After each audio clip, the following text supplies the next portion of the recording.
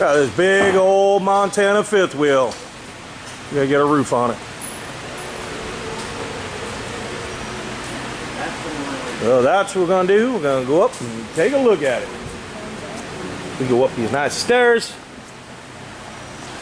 You come into the shop, you want to take a look at your coach. You have to climb up on all these ladders.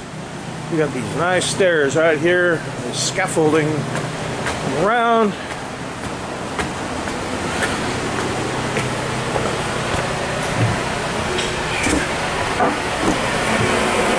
All right, take a look at our Montana. This is one of the repairs that they had done on here. This back had failed, so somebody just taped it on there.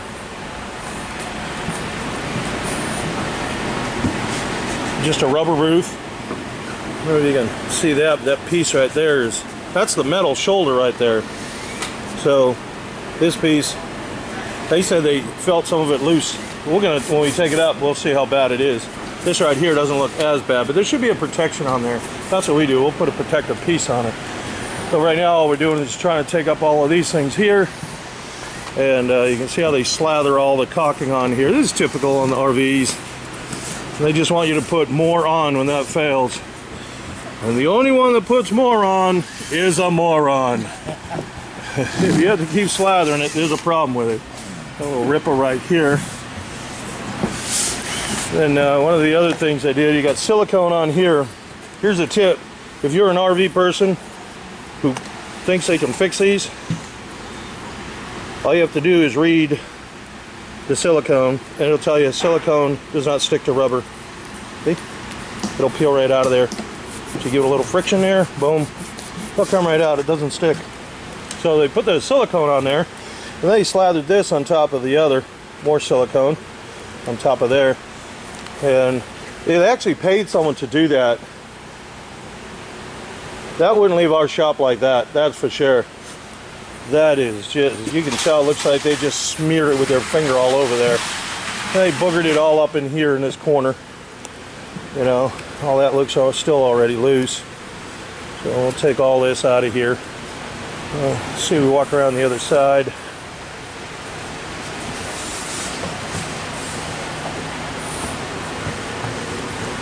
Coating, it looks like. Someone tried to put on there. It doesn't stick. More silicone, it doesn't stick. That just, even if you were to do that, I don't know why they did the black. They should have just put it on with white. It would have looked at least a little better on there.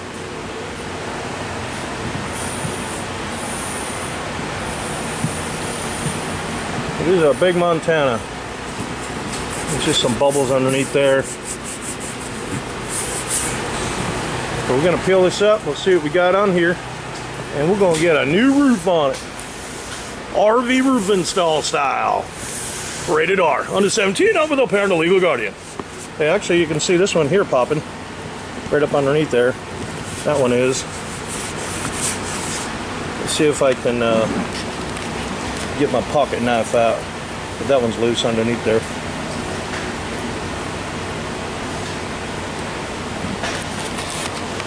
And, oh, there's a pocket knife.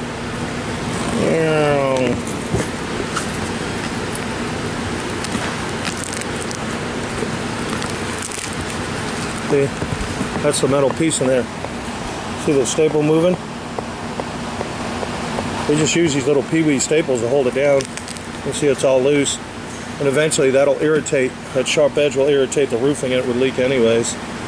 So, well, then all they do is put some little mesh on there. That's what you see. That's just drywall mesh underneath there. That's what it is. They don't use anything else with that. Because it's cheap. They figure put it on there and that's supposed to soften the damage, I guess.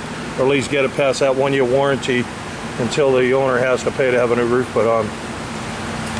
Anyhow, that's our Montana. And we'll be back with more. Stay tuned. Here's our big old Montana. Alright, so we got this stripped down. We took the shoulder off. That's what I wanted to see. So now what we're going to be looking for is see if there's any wires up underneath this. But this is not glued down. But they also have this foil in here. And the purpose that they want, the intent at the factory, is to reflect the heat it's not going to work because there's no cavity under there. You need to have at least a 3/4 inch cavity up underneath there, just a vacant spot for it to work proper. But it may work a little bit. I'm not saying it won't do anything, but it's not going to be as efficient if there was. But nonetheless, I don't see an issue with this. This is a composite. All of this is plastic. It's right there. It's all molded plastic. So that's on the plus side where I can add more screws to it and keep it down instead of tearing up the whole roof deck. Because if I take the roof deck up, I'm going to have to take this up because I'd have to get it glued to there. My concern is a lot of these trusses are really skinny. And when you go to put screws in them, you'll split them. This is a composite. It's not going to split. I could put screw after screw after screw right along there. It's not going to be a problem at all. So it'll be still tight. So I'm going to add some more. I see one here and here, you know, and I may add some more in here to make sure it is tight, that it stays down well. And but like I said, we do want to check and make sure we don't have any wires that run up through here. So I'm going to end up taking the shoulder off anyways. A lot of times they'll have wires that'll come up through either here or right inside here. I've shown it on other videos. There's a ferrule in there and they never protect the wire, the Romex, from the ferrule. So we'll check that out and give you another update on it. I don't want the person to drive down the road and who knows if that thing's at its last leg, its last bump from failing, you know, shorting out. It could probably hit that bump out our driveway and that could be the ticket. And then the customer is going to think that we put a screw or staple or something through it. So that's why we like to check them as well. And I also wouldn't like them down the road a year or two from now and the thing failed because it would be a hard fix. You'd have to chase it. So since we can take the shoulders off that easy, see, like right here's a good example. See that? And I want to make sure that there should be a plastic piece right in here. And that's what I want because sometimes it'll compromise it. This one doesn't look too bad, but that still is really sharp. So I'm going to put one in there. And like I said, we'll take the shoulder off the rest of this and check what we can to make sure those are protected. We haven't got any of them off except for that one right now. So like I said, we'll get back with you with an update on this.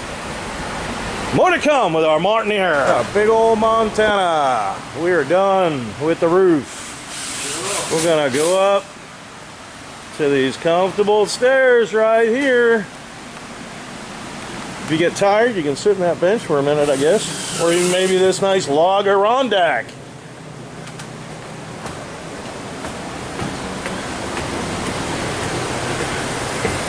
Okay. Here's us. We are done. We got everything all welded in. All the boots welded in here. Here, all welded. You can see we got them welded in on the curves welded in for the AC units. Got a nice little stand in the back. We make those as well. Got another vent right here with a curve up on it. We put a flashing detail in the front. Keep the weather out of there. We've got our 2 layers that we ran down on the side here. Always do 2 layers. Another vent right there, plumbing. Another air conditioner. We got our brand up there. That's the day, the year and the month that we put it in. And then what we also did over here on this other one, I'll walk around the other way. We got a skylight over there. This is a commercial roof right here. It's 60 mil. It's a 60 mil commercial roof. You can see the little strips in there. You see that what's underneath there. Those are buffer strips for the plywood, well, the OSB. And you see there's another one over there. There's one here. We got one there. That protects it. The other thing we did is we went along and there's a piece right here for this shoulder, this metal shoulder, and we glued that down as well. So we glued it, the metal shoulder that is.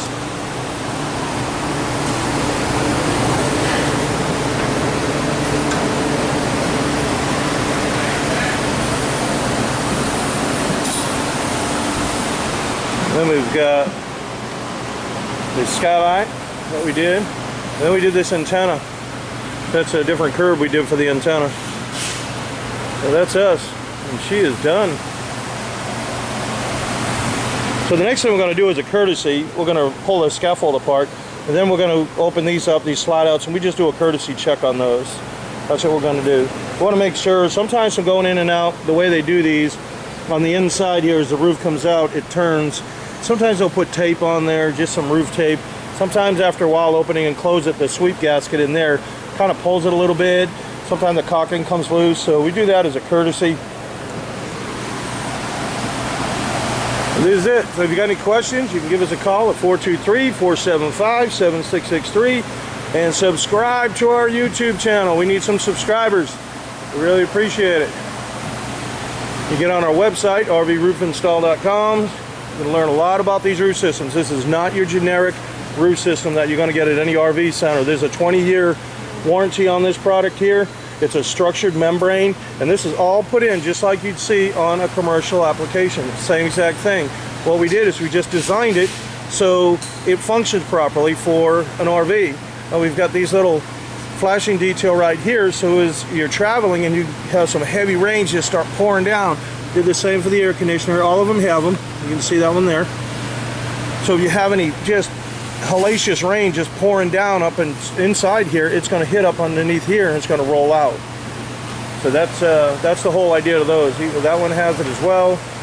They all have them, every one of them, and it'll cause the water to be able to come around this way and just divert it.